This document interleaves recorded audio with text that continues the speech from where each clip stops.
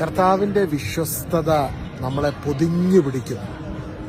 ആ കർത്താവിൻ്റെ സ്നേഹം തിരിച്ചറിഞ്ഞ, വിശ്വസ്തത രുചിച്ചറിയുന്ന ഒരു വ്യക്തി കർത്താവിനോട് വിശ്വസ്തയായിരിക്കും.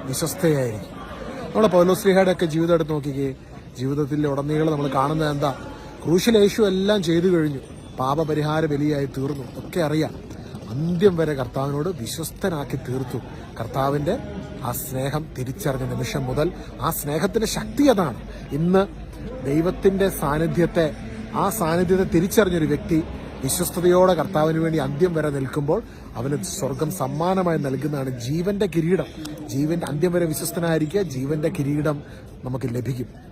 ഞാനിപ്പോൾ നിൽക്കുന്നത് ഇംഗ്ലണ്ടിലെ രാജാക്കന്മാരുടെ അവർ കൊറോണേഷൻ, രാജാവായിട്ട് രാജ്ഞിയായിട്ട് അവർക്ക് ആ ഒരു കിരീടം കൊടുക്കുന്ന വെസ്റ്റ് മിനിസ്റ്റർ അബയുടെ മുൻപിലാണ്.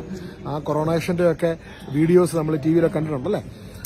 അപ്പോൾ ഇതിനകത്ത് ഞാനിന്ന് പോയില്ല, ഇടയ്ക്ക് പോയിട്ടുണ്ട് ഇതിനു മുമ്പ്. പക്ഷെ ഇന്ന് പുറത്തു നിന്നൊരു വീഡിയോ എടുക്കുവാണ്. കാരണം അകത്ത് നിന്ന് നമ്മൾ വീഡിയോ എടുക്കുന്നതിനേക്കാളും ചില സമയത്ത് നല്ലത് ചിലപ്പോൾ പുറത്തു നിന്ന് വീഡിയോ എടുക്കാൻ കുറച്ചും കൂടെ ശബ്ദം ഉപയോഗിക്കുന്നതിനൊന്നും പരിധികളില്ല ഉപയോഗിക്കും.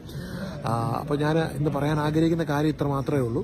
അതായത് വിശ്വസ്തനായ കർത്താവിനോട് ചേർന്ന് നിൽക്കുന്ന വ്യക്തിക്ക് ലഭിക്കുന്ന ഏറ്റവും വലിയ സ്വർഗം നൽകുന്ന ഒരു ബ്ലെസ്സിംഗ് ആണ് ജീവന്റെ കിരീടം. അതുകൊണ്ട് അന്ത്യം വരെ നമുക്കായി ക്രൂശിൽ സകലതും പൂർത്തീകരിച്ചവനോട് വിശ്വസ്തനായിരിക്കാം.